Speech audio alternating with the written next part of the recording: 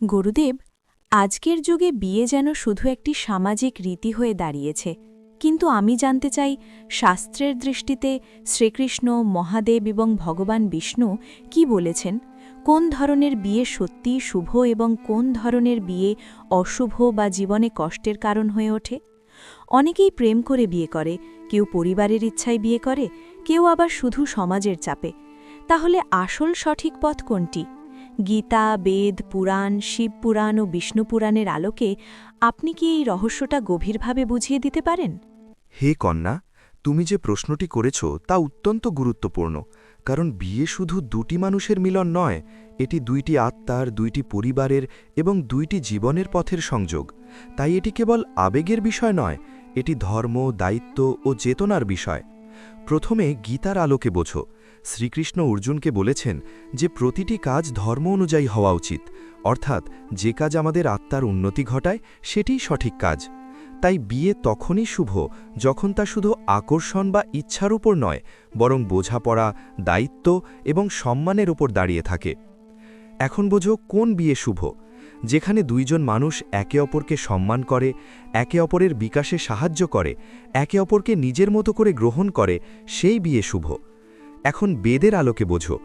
বেদে বিয়েকে একটি পবিত্র যজ্ঞ বলা হয়েছে, যেখানে দুইজন মানুষ একসাথে জীবনের সমস্ত দায়িত্ব পালন করার প্রতিজ্ঞা করে।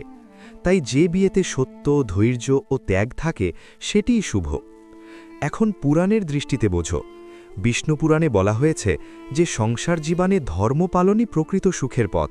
তাই যে বিয়েতে ধর্ম অর্থাৎ নৈতিকতা, সততা ও কর্তব্য থাকে সেই বিয়ে সুখ দেয়। এখন শিবপুরাণের তত্ত্ব বোঝো। মহাদেব ও মা পার্বতীর সম্পর্ক আমাদের শেখায় সমতা, ধৈর্য ও গভীর বোঝাপড়া। তাদের সম্পর্ক শুধু ভালোবাসার নয়, এটি আস্থা ও তপস্যার ওপর দাঁড়িয়ে। তাই যে বিয়েতে ধৈর্য নেই, ত্যাগ নেই, সেখানে স্থায়িত্ব আসে না। এখন বোঝো কোন বিয়ে অশুভ। যে বিয়ে শুধুমাত্র আকর্ষণ, বাহ্যিক সৌন্দর্য বা সাময়িক আবেগের ওপর ভিত্তি করে, যেখানে দায়িত্ববোধ নেই, যেখানে একে অপরকে বদলানোর চেষ্টা করা হয়, যেখানে অহংকার বেশি, সেই বিয়ে ধীরে ধীরে কষ্টের কারণ হয়ে দাঁড়ায়। কন্যা, এখন একটি গভীর সত্য শোনো। প্রেম করে বিয়ে খারাপ নয়, আবার পরিবারের ইচ্ছায় বিয়েও খারাপ নয়। আসল বিষয় হল বিয়ের ভিত্তি কী। যদি প্রেমের মধ্যে সম্মান, দায়িত্ব ও ধৈর্য থাকে তাহলে তা শুভ। আর যদি অ্যারেঞ্জড বিয়েতেও বোঝাপড়া ও সম্মান না থাকে তাহলে তা কষ্ট দেবে। গীতায় বলা হয়েছে, যা সঠিক তা করো, ফলের চিন্তা করো না। অর্থাৎ সঠিক সিদ্ধান্ত নাও, সমাজ কি বলবে তা নিয়ে নয়, নিজের অন্তরের সত্যকে বুঝে। এখন বোঝো কেন অনেক বিয়ে ভেঙে যায়। কারণ মানুষ বিয়েকে শুধু সুখ পাওয়ার মাধ্যম ভাবে, কিন্তু বিয়ে হলো দায়িত্ব নেওয়ার পথ। তাই যখন দায়িত্ব নিতে চায় না, তখন সম্পর্ক ভেঙে যায়। কন্যা, মনে রেখো, শুভ বিয়ে সেইটি যেখানে দুইজন মানুষ একে অপরকে পূর্ণ করতে আসে না, বরং একসাথে পূর্ণতা অর্জনের পথে এগিয়ে যায়। আর অশুভ বিয়ে সেইটি যেখানে দুইজন মানুষ একে অপরের ওপর নির্ভর করে নিজেদের শূন্যতা পূরণ করতে চায়। এখন শেষ একটি গভীর সত্য বলি। বিয়ে সফল হবে কিনা তা নির্ভর করে না তুমি কাকে বিয়ে করছো, বরং তুমি কেমন মানুষ, তুমি কতটা বোঝো, কতটা সম্মান দাও এবং কতটা নিজের অহংকারকে নিয়ন্ত্রণ করতে পারো। তাই বিয়ের আগে নিজেকে তৈরি করো, নিজের মনকে পরিশুদ্ধ করো, নিজের দায়িত্ব বোঝো। তখনই তোমার বিয়ে শুধু সামাজিক বন্ধন হবে না, এটি একটি আধ্যাত্মিক যাত্রায় পরিণত হবে, যা তোমাকে সুখ, শান্তি ও পূর্ণতার দিকে নিয়ে যাবে। গুরুদেব, আপনার কথাগুলো আমাকে অনেক কিছু বুঝতে সাহায্য করেছে, কিন্তু আমার মনে এখন আরও গভীর কিছু প্রশ্ন জেগেছে। আপনি বললেন যে বিয়ে তখনই শুভ যখন সেখানে সম্মান, দায়িত্ব ও বোঝাপড়া থাকে, কিন্তু আজকের যুগে আমরা কিভাবে বুঝব যে যার সাথে আমরা বিয়ে করতে যাচ্ছি সে সত্যিই আমাদের জন্য সঠিক কিনা?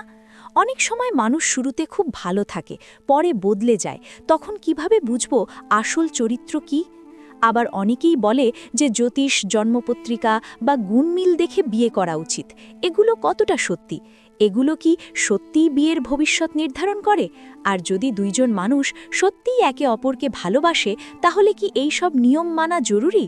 গীতা, বেদ, পুরাণ, শিব পুরাণ ও বিষ্ণু পুরাণের আলোকে আপনি কি এই বিষয়গুলো গভীরভাবে ব্যাখ্যা করতে পারেন? হে কন্যা, তুমি এখন এমন প্রশ্ন করছো যা জীবনের বাস্তব সিদ্ধান্তের সাথে গভীরভাবে যুক্ত। শোনো, প্রথমেই বুঝতে হবে যে মানুষকে পুরোপুরি বোঝা খুব কঠিন, কারণ মানুষের বাহ্যিক আচরণ আর অন্তরের প্রকৃতি অনেক সময় ভিন্ন হয়। গীতার আলোকে বোঝো। শ্রীকৃষ্ণ বলেছেন যে মানুষের স্বভাব 3টি গুণের দ্বারা পরিচালিত হয়: সত্য, রজ এবং তম। যার মধ্যে যে গুণ বেশি প্রভাবিত তার আচরণও তেমনই হয়। তাই কাউকে বোঝার জন্য তার কথার চেয়ে তার কাজকে দেখো। সে কিভাবে অন্যদের সাথে আচরণ করে, সে কি দায়িত্বশীল, সে কি রাগ নিয়ন্ত্রণ করতে পারে, সে কি অন্যের সম্মান রাখে। এই গুণগুলোই তার প্রকৃত চরিত্র প্রকাশ করে। এখন বেদের আলোকে বোঝো। বেদ বলে জীবনের গুরুত্বপূর্ণ সিদ্ধান্ত নেওয়ার আগে ধৈর্য ও বিবেচনা খুবই জরুরি। তাই তাড়াহুড়ো করে বিয়ে করা উচিত নয়। সময় নিয়ে একে অপরকে বোঝা দরকার। এখন জ্যোতিষ বা গুণমিলের বিষয়টি বোঝো। এগুলো সম্পূর্ণ অপ্রয়োজনীয় নয়, কারণ এগুলো মানুষের স্বভাব ও জীবনের কিছু প্রবণতা সম্পর্কে ইঙ্গিত দেয়। কিন্তু এগুলোই সবকিছু নির্ধারণ করে না। যদি দুজন মানুষের মধ্যে বোঝাপড়া, সম্মান ও সত্যিকারের ভালোবাসা থাকে, তাহলে অনেক বাধাই অতিক্রম করা যায়। কিন্তু যদি এই গুণগুলো না থাকে, তাহলে শুধু গুণমিল থাকলেই সুখ আসবে না। এখন পুরাণের দৃষ্টিতে বোঝো। বিষ্ণু পুরাণে বলা হয়েছে যে সংসার জীবনে সবচেয়ে গুরুত্বপূর্ণ হল ধর্ম, অর্থাৎ সঠিক আচরণ ও দায়িত্ব পালন। তাই যে ব্যক্তি ধর্ম অনুযায়ী চলে, সে যে কোনো সম্পর্ককে সুন্দর করতে পারে। এখন শিব পুরাণের তত্ত্ব বোঝো। মহাদেব ও মা পার্বতীর সম্পর্ক আমাদের শেখায় ধৈর্য, বিশ্বাস ও ত্যাগের গুরুত্ব।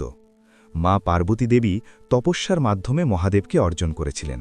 এর মানে হল একটি শক্তিশালী সম্পর্কের জন্য শুধু ভালোবাসা নয়, ধৈর্য ও আত্মসংযমও প্রয়োজন।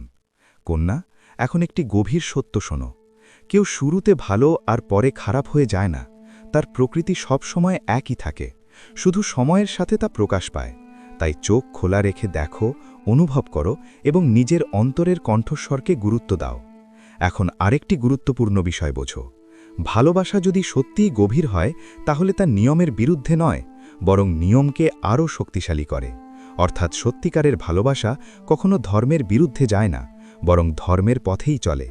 তাই ভালোবাসা ও শাস্ত্র একে অপরের বিরোধী নয়, তারা একে অপরকে পূর্ণ করে। এখন শেষ একটি গভীর সত্য বলি। তুমি যাকে বিয়ে করবে, সে তোমার জীবনের সবচেয়ে গুরুত্বপূর্ণ সঙ্গী হবে। তাই তার বাহ্যিক সৌন্দর্য বা কথার ওপর নয়, তার চরিত্র, তার মন, তার মূল্যবোধের ওপর গুরুত্ব দাও। কারণ সময়ের সাথে সৌন্দর্য বদলাবে, কথা বদলাবে, কিন্তু চরিত্রই স্থায়ী হবে। তাই সিদ্ধান্ত নেওয়ার আগে নিজেকে জিজ্ঞেস করো, এই মানুষটি কি আমার সাথে জীবনের সব পরিস্থিতিতে দাঁড়াতে পারবে? সে কি আমাকে সম্মান করবে? আমি কি তার সাথে নিজের মতো করে থাকতে পারব? যদি এই প্রশ্নগুলোর উত্তর হ্যাঁ হয়, তাহলে তোমার পথ সঠিক। আর যদি না হয়, তাহলে শুধু আবেগের জন্য ভুল সিদ্ধান্ত নিও না। কারণ বিয়ে শুধু একটি মুহূর্তের নয়, এটি পুরো জীবনের সিদ্ধান্ত। তাই জ্ঞান, ধৈর্য ও সচেতনতার সাথে এগিয়ে চলো। তখনই তোমার বিয়ে শুধু একটি সম্পর্ক নয়, একটি সুন্দর, স্থায়ী এবং আধ্যাত্মিক বন্ধনে পরিণত হবে।